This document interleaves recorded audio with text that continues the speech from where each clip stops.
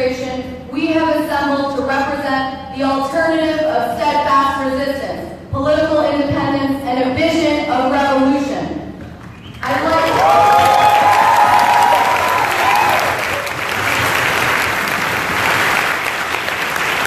to take a note of who's in the building today.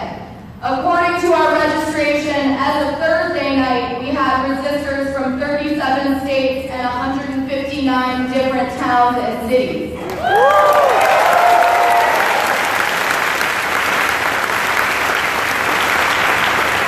This event has received no money from foundations, no corporate sponsors, no politicians,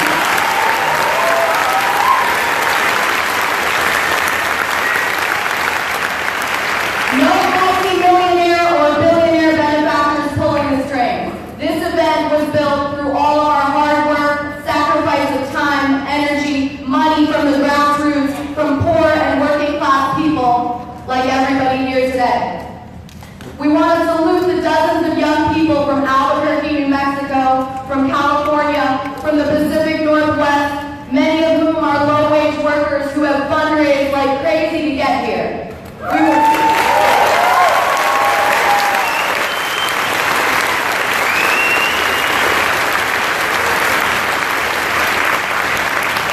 We want to salute the organizers who have caravanned all the way from Texas, and another from Southern California, who drove over 2 days to get here in time for this event.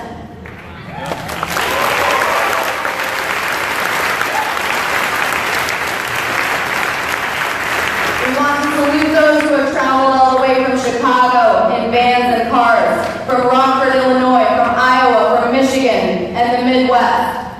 We want to salute the tenant organizers who have come from West Virginia, the immigrant organizers from Western Pennsylvania, those who are helping the homeless in the Appalachian regions of North Carolina, the collectives of activists from Tennessee and Kentucky, in Birmingham, Alabama, and Atlanta, Georgia, the comrades and friends who took direct action against that Confederate statue in Durham, North Carolina.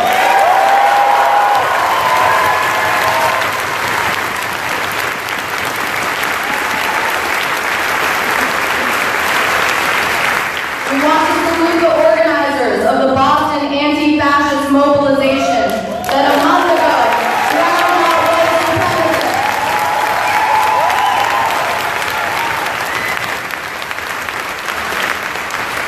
We want to salute the organizers fighting to defend the neighborhood of El Barrio, East Harlem, from a racist rezoning plan.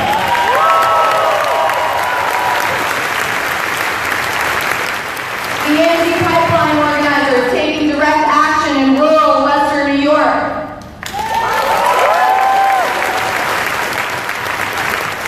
The Filipino migrant workers leading the way in struggle for justice for domestic workers.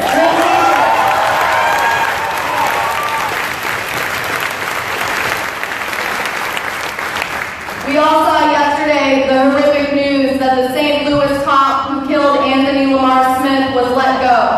And we stand in solidarity with the protesters that are out in the streets right now.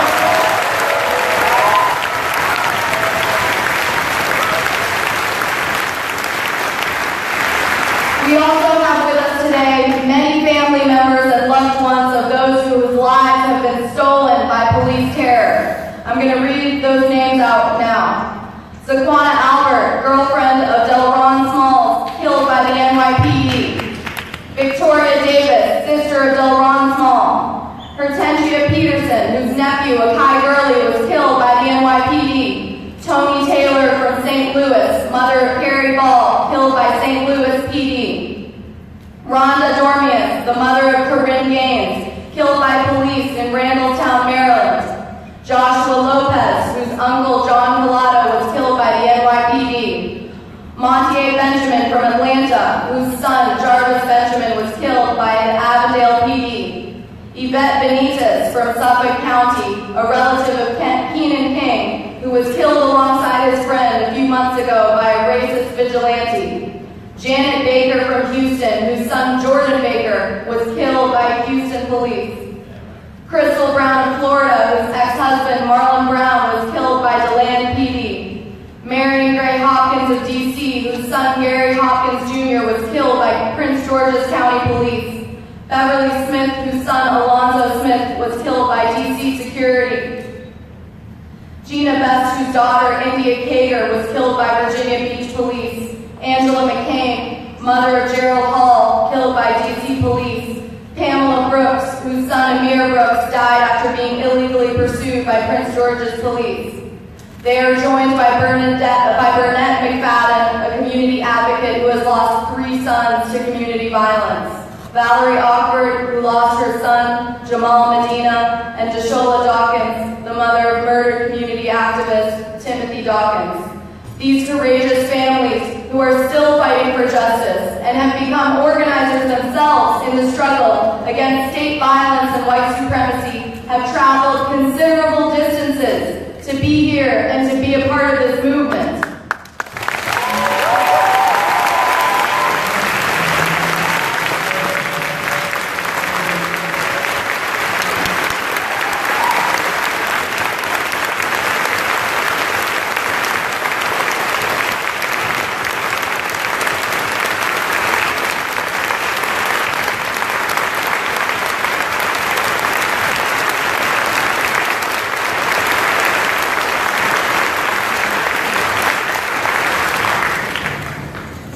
They are joined here by Antonio Tizapa, whose son is one of the Ayotzinapa 43 who remain missing.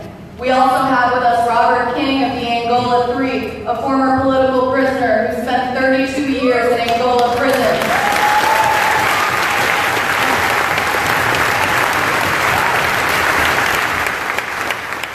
Let's all salute these brave people whose courage and willpower to keep fighting is the foundation of so much powerful organizing and resistance nationwide.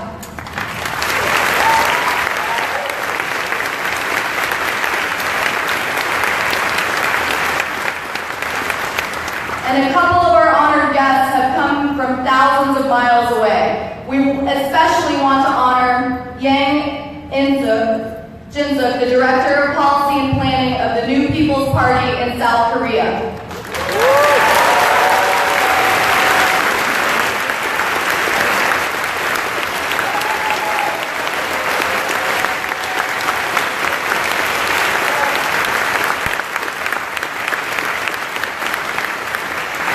This new progressive party's stated aim is to complete the candlelight revolution that made headlines worldwide when it ousted former President Park Geun-hye. Their party aims to unify all South Korean progressives in the fight for systemic change and the peaceful reunification of the Korean Peninsula.